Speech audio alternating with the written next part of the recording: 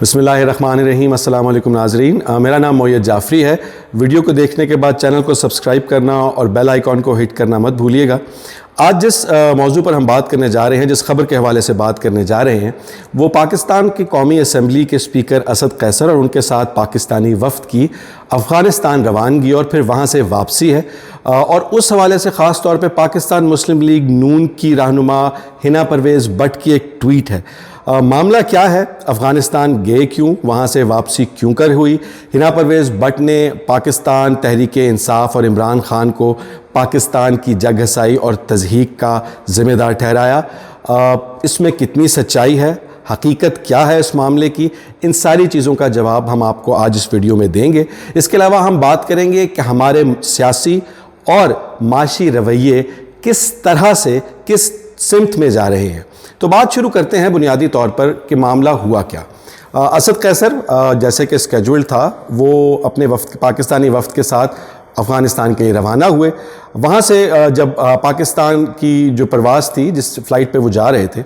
वो जब काबुल के ऊपर पहुँची तो उनको जो अफ़गानिस्तान का जो कैपिटल है, तो उनको ये कहा गया कि काबुल एयरपोर्ट के करीब और कुछ मामला सिक्योरिटी के इस तरह के हैं कि हमें कुछ ऐसी मालूमात पता लगी हैं जिसकी वजह से उसकी लैंडिंग, उस जहाज़ की और उन मेहमानों की काबुल में आमद जो है वो ख़तरे से खाली नहीं होगी। उन मेहमानों के लिए असद कैसर जो कि एक पाकिस्तानी है, उनके साथ वफ़द उस तमाम लोग पाकिस्तानी हैं, उन सब की जान को ख़तरा हो सकता है। इसलिए कुछ हद तक, कुछ देर तक, काफ़ी देर तक वो जहाज़ जो है वो रन अराउंड करता रहा, मतलब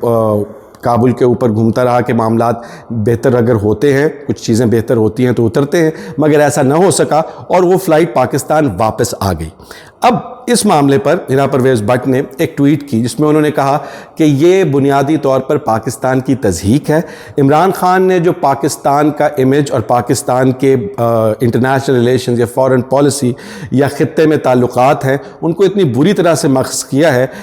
किया है कि वो बुनियादी तौर पर इस नहज तक पहुंच गए हैं कि काबुल हुकूमत ने जान के पाकिस्तान को जलील करने के लिए हमारे वफ़द का जहाज़ वापस पाकिस्तान भेज दिया। हकीकत क्या है? हकीकत यह है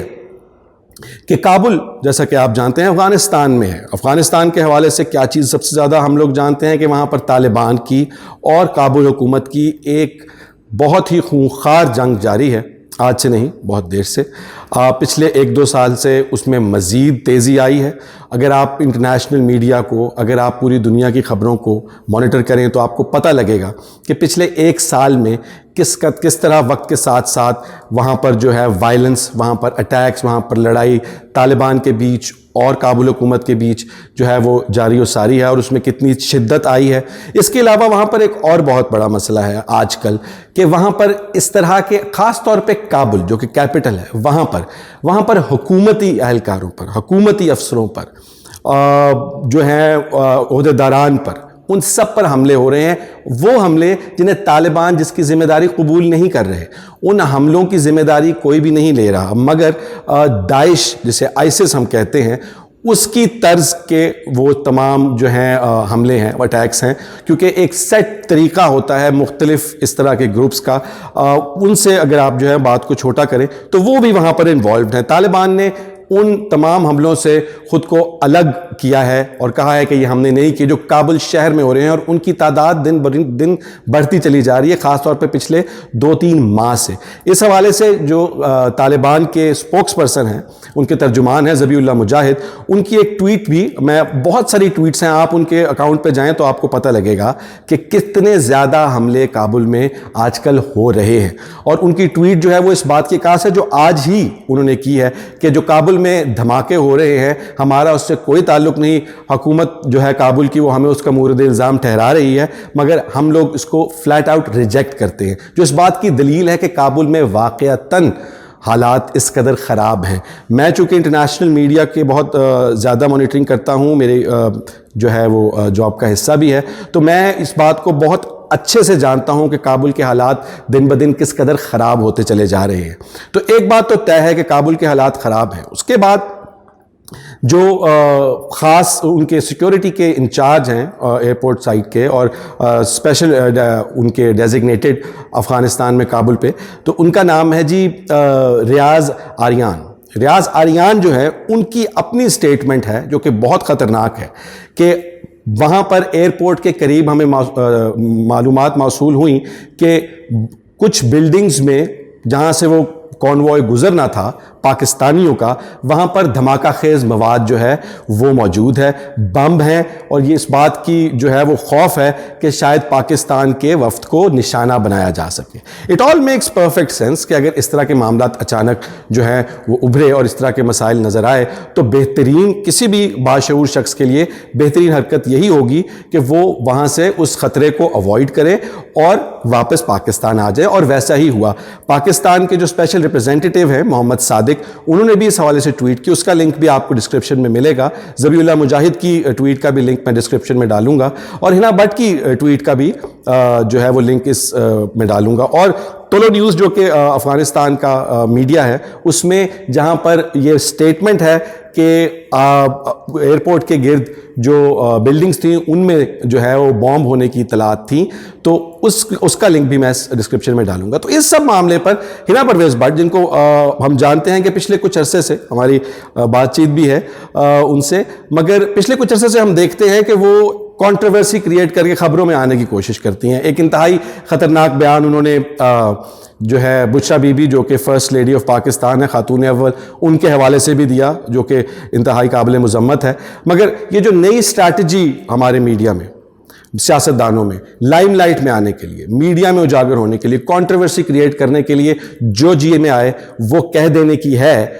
اس کے حوالے سے بات بنیادی طور پہ میں کرنا چاہتا ہوں کہ ہمارے سماجی رویے اور ہمارے سیاسی رویے کس جانب جا رہے ہیں۔ ہم نے کہاں پر وہ لائن، وہ لکیر ڈرا کرنی ہے جہاں پر ہمارے سیاسی مفادات ختم ہوں اور قومی مفادات کی بات کی جائے۔ بنیادی طور پہ ہنا پرویز بٹ یہ کہہ رہی ہیں اس ٹویٹ میں کہ عمران خان اور پی ٹی آئی حکومت کی وجہ سے پاکستان کی تضحیک ہوئی، بلکہ حقیقت دراصل یہ ہے کہ انہوں نے جس طرح سے جو ٹویٹ کی حالات کے برعکس، حقائق کے برعکس، اور یہ کہا کہ پاکستان کی تذلیل ہوئی، کیا آپ کا خیال ہے بھارت میں اس ٹویٹ کو نہیں دیکھا جائے گا؟ وہ اس کو ایکسپلائٹ نہیں کریں گے؟ تو کیا بنیادی طور پر پاکستان کی ساکھ کو نقصان پی ٹی آئی یا عمران خان نے اس پرٹیکولر موقع پر جو ہے زیادہ نقصان کیا کہ ہنا بٹ کی ٹویٹ نے اس طرح سے کیا؟ یہ کہاں پر کس وقت تک پاکستان میں سیاستدان ملکی مفاد کو داؤ پر لگا کر اپنی سیاست چمکانے کے لیے، اپنے آپ کو پاپولر کرنے کے لیے، میڈیا لائم لائٹ میں آنے کے لیے اس طرح کے بیانات، اس طرح کی ٹویٹس کر کے ملک کی ساکھ کو نقصان پہنچاتے رہیں گے؟ ان کی اکاؤنٹیبلٹی کون کرے گا؟ ان کی اکاؤنٹیبلٹی ہم کریں گے یا ان کی اکاؤنٹیبلٹی اپوزنگ پارٹی یا حکومتی پارٹی کرے گی؟ وہ تو سیدھا سیدھا سیاسی کلیش لگے گا۔ جیسا کہ میں نے پچھلی اپنی ویڈیو میں بھی کہا تھا کہ بنیادی ذمہ داری اس پارٹی کے ووٹرز کی ہے کہ وہ اپنی پارٹی کے سیاسی لیڈران کو اکاؤنٹیبل ٹھہرائے، آپ کی ہے۔ مگر ہم دیکھتے ہیں کہ ہنا پرویز بٹ کی وہ جو ٹویٹ ہے اس کے نیچے لائکس دیکھیے، بغیر جانے کے کابل میں افغانستان کی کیا صورتحال ہے،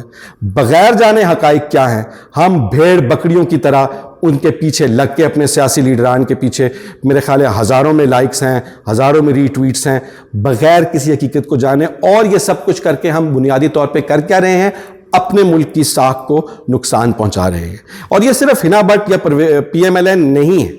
آپ دیکھتے ہیں کہ اب جا کر جیسے 2-2.5 سال کے بعد اب کسی بھی حکومت کو دیکھیں، چاہے وہ مسلم لیگ نون ہو، پی پی پی ہو، پی ٹی آئی ہو،